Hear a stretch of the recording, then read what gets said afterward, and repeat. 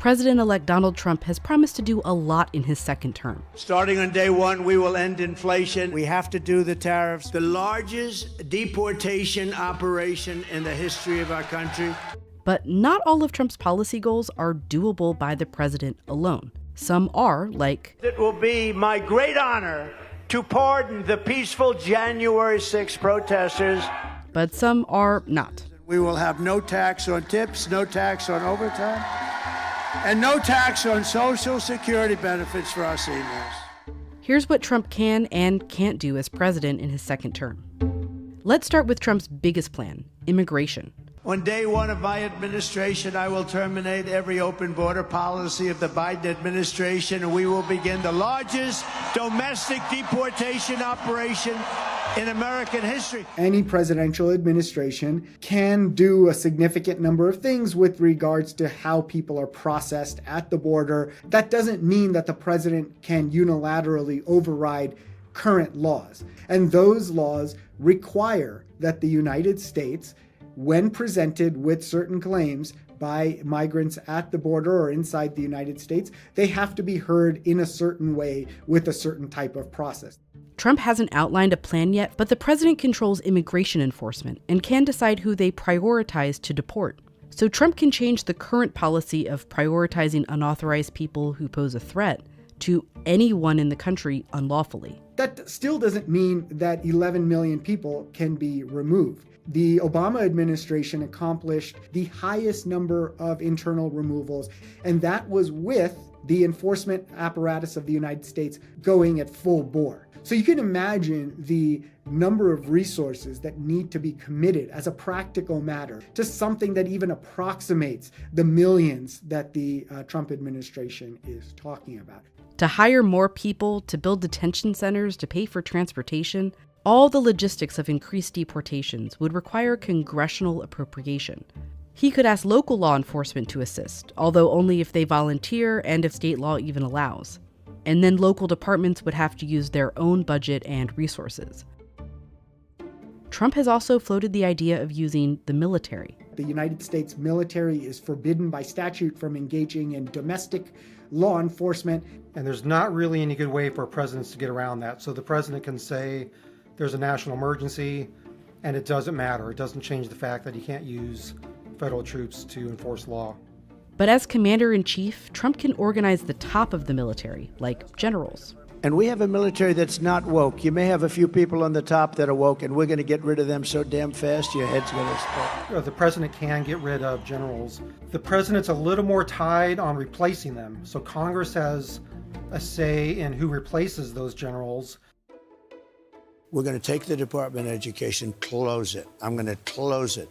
The Department of Education was created by Congress, and it can only be closed by Congress. It mainly handles student loans and enforces civil rights programs like Title IX, which protects students from gender discrimination. I will keep men out of women's sports. The president has the authority, and the Secretary of Education have the authority to rewrite the Title IX regulations. The Trump administration rewrote the Title IX regulations. The Biden administration rewrote them again. And so I expect we are going to see new Title IX regulations within his first year. The department allocates money to schools through these civil rights programs, like for students with disabilities, and doesn't actually set curriculum.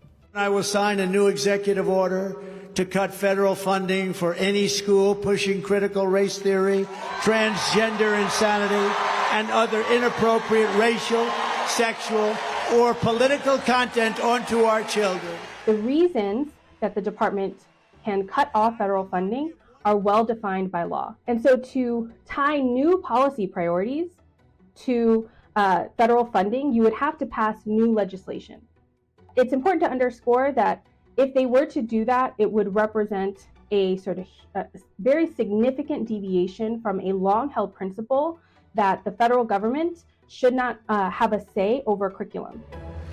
Starting on day one, I will approve new drilling, new pipelines, new refineries, new power plants, new reactors, and we will slash the red tape. All he can do is tell EPA to reconsider those rules, and then it will go through what's likely to be a multi-year process. For example, in his first term, Trump directed the EPA to revise or withdraw the Clean Power Plan, It wasn't repealed for more than 2 years. We will drill, baby, drill. And I'm going to cut your energy prices in half within 12 months.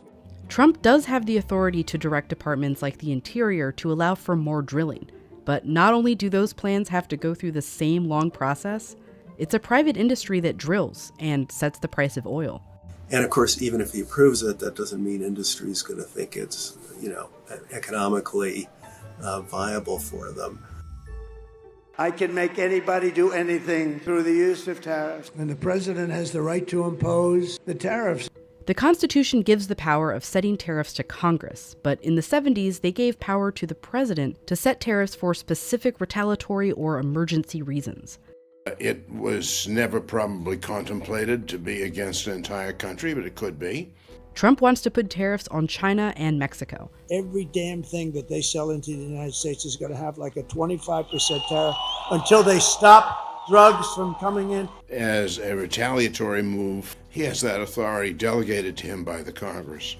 But this trade lawyer thinks some of Trump's broader proposals to put blanket tariffs on every import from every country. I'm going to impose a tariff on the outside world. A small 10% tariff on foreign-made products will allow massive tax cuts for working families. Would see some legal challenges. If he doesn't explain it, he doesn't declare an emergency, he just says, well, I'd like to see tariffs today of 20% on all countries, all goods. I think the court would say, no, under the Constitution, that is in fact given to the Congress of the United States. You can't do it. For most of Trump's objectives for a second term, there are limitations, checks and balances within the process or directly from Congress.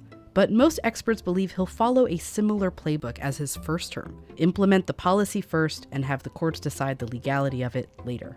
And just go ahead and do things and not worry much about whether they're legal. I think the bet that the Trump administration is making is that eventually their views will be vindicated by perhaps a Supreme Court that is friendly to their views. The attempted efforts by Trump to promote his policy agenda through the power of the executive, I think, remains to be seen.